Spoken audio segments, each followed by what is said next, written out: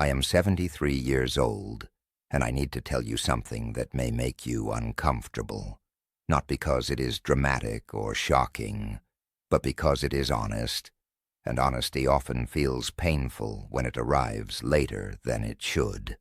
Everything you think you understand about time, success, and growing older is quietly misleading you. And the hardest part is that the people who should have warned you, your parents, your teachers, the culture you grew up in, either did not understand it themselves or never said it out loud. I spent the first 52 years of my life believing the same lies you are probably believing right now.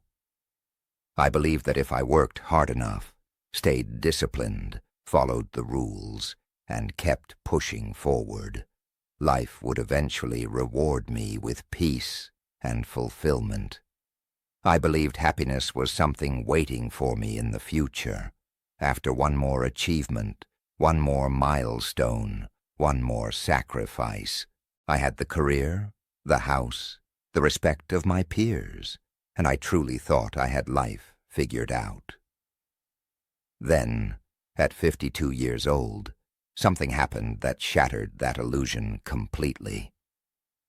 I was sitting in a conference room, discussing quarterly projections and numbers that felt urgent and important at the time, when the room suddenly began to spin. The next thing I remember is waking up in a hospital bed with tubes in my arms, machines beeping around me, and my wife standing in the corner trying not to cry. The doctors called it a cardiac event, which is a polite way of saying my heart nearly ended my life without warning. They told me I was lucky. At first that word made me angry, because lucky did not feel like the right description for lying there, staring at the ceiling, wondering if I would ever walk out of that room. But they were right, because that hospital bed gave me something I had avoided my entire life: silence. And in that silence, with nothing to distract me, I realized something terrifying. I had not been living consciously. I had been living on autopilot, checking boxes, meeting expectations, chasing goals that were handed to me by other people. I asked myself a question that still follows me every day. If I had died right there, what would I have left behind? A house someone else would live in, a retirement account someone else would manage, a list of accomplishments that would be forgotten within a few years. That realization forced me to confront the most dangerous lie we tell ourselves, the lie that quietly steals entire lives. I have time. I will do it later. I will slow down someday. When I make more money, then I will be happy. When the kids are older, then I will travel. When I retire, then I will finally live. I see people in their 20s, 30s, even 40s, repeating the same promise I repeated for decades, convinced that fulfillment is waiting for them somewhere in the future. What I learned the hard way is that the future never stays still. The goalposts keep moving. You get the promotion and immediately feel the need for the next one. You make more money and suddenly it is not enough. You keep chasing something just out of reach, and before you realize it, you are old and wondering where your life went. I did exactly that. I spent decades climbing a ladder, only to realize when I reached the top that it was leaning against the wrong wall, and time does not allow you to climb back down and start again. No one tells you this when you are young, but success is a terrible goal when it becomes your identity. I say that as someone who achieved everything he set out to achieve. The validation feels incredible for a brief moment, and then it fades, leaving you restless, anxious, and hungry for the next achievement. It is a wheel that never stops turning. I watched friends work 70-hour weeks, promising they would slow down next year, only for next year to never arrive. I stood at funerals listening to families describe people as successful, accomplished, admired, and yet somehow distant, unknown, emotionally absent.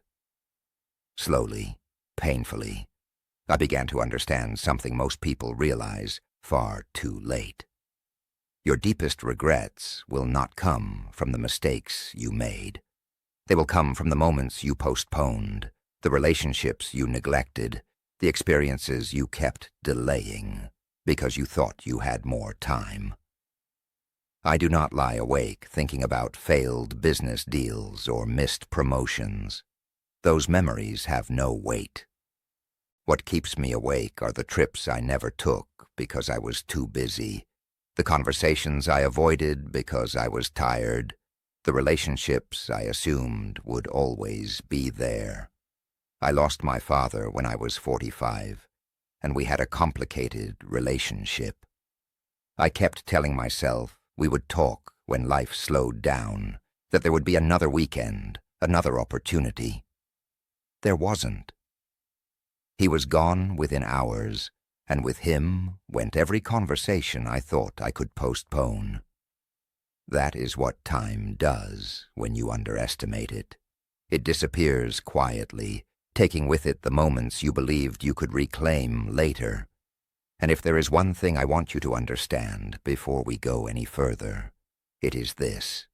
Time does not warn you when it is about to run out.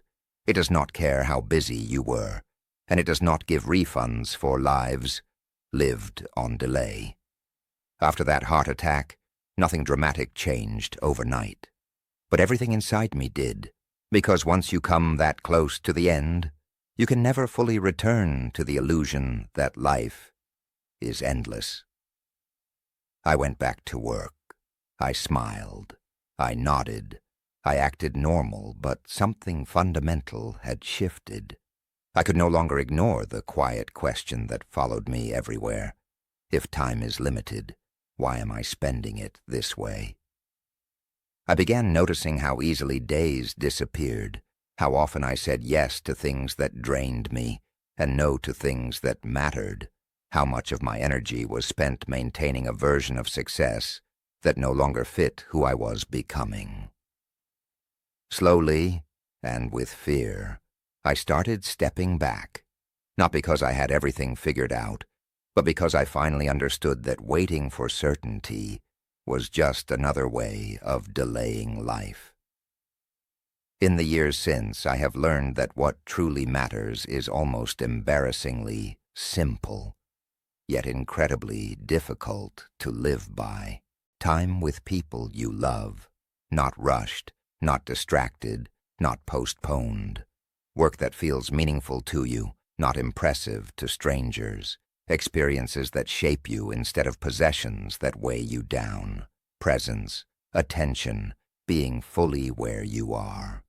I know how easy it is to dismiss this as unrealistic. I would have dismissed it too when I was younger. I would have said I had responsibilities, bills, expectations, mouths to feed. And you probably do. But here is the hard truth I learned too late. Most of us sacrifice what matters most for what matters least, and we call it responsibility. Every morning now, I wake up aware that my time is borrowed. We are all living on borrowed time, but most people don't feel it until their body forces them to pay attention. I have grandchildren now, and when I look at them, I see the same patterns I once lived by. They are anxious, rushed, chasing things they believe will make them happy someday. They think their situation is unique, that the old rules do not apply to them, that they will somehow escape the gravity of time.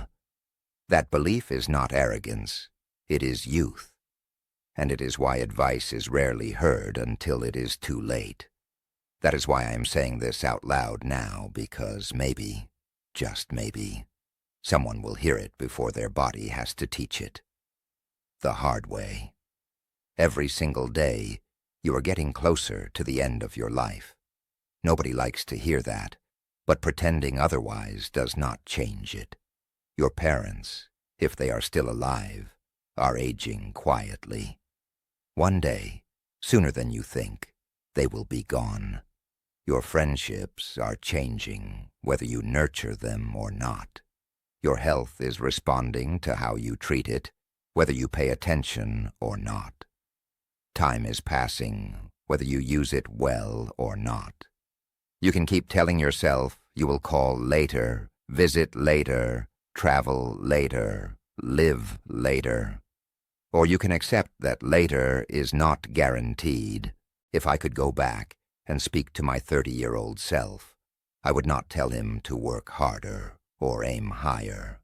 I would tell him to stop trying to impress people who do not matter, stop sacrificing health for approval, stop delaying joy until some imaginary future. I would tell him to call his parents more often, even when the conversations felt awkward. I would tell him to take the trips that seemed impractical, to do the things that felt slightly uncomfortable but deeply alive. I would tell him to start now, not after the next raise, not after the next promotion, not after life became easier, because life never becomes easier. It only becomes shorter. The chaos does not disappear when you wait.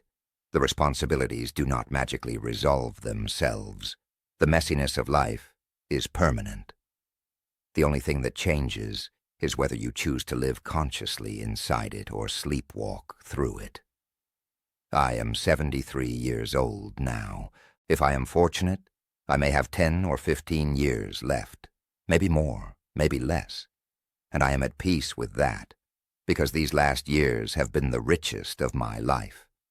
Not because I achieved more, but because I finally paid attention. I noticed ordinary days. I deepened relationships instead of postponing them. I forgave people I had held grudges against.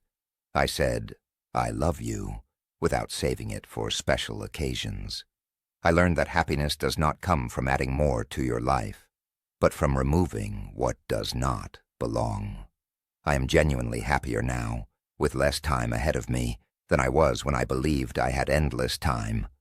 That is the irony no one prepares you for. When you accept that time is limited, you stop wasting it, you stop postponing joy, you stop waiting for permission, you start creating the right time instead of waiting for it to appear. You have a choice today. You can keep living the way you are living, chasing success, postponing happiness, telling yourself you will make time later. Or you can wake up and recognize that time is running out faster than you think, and the life you are waiting to live requires your attention now. I cannot make that choice for you. No one can. But I can tell you this with absolute certainty. You do not want to be 73, looking back, wishing you had understood this sooner. Do not waste 50 years learning what can be learned today. Live intentionally. Prioritize what matters. Stop waiting for someday. Someday is not in the future. Someday is today. It always has been. What keeps me awake are the trips I never took because I was too busy, the conversations I avoided because I was tired, the relationships I assumed would always be there. I lost my father when I was 45, and we had a complicated relationship. I kept telling myself we would talk when life slowed down, that there would be another weekend, another opportunity. There wasn't. He was gone within hours, and with him went every conversation I thought I could postpone. That is what time does when you underestimate it. It disappears quietly, taking with it the moments you believed you could reclaim later. And if there is one thing I want you to understand before we go any further, it is this: time does not warn you when it is about to run out. It does not care how busy you were, and it does not give refunds for lives lived on delay.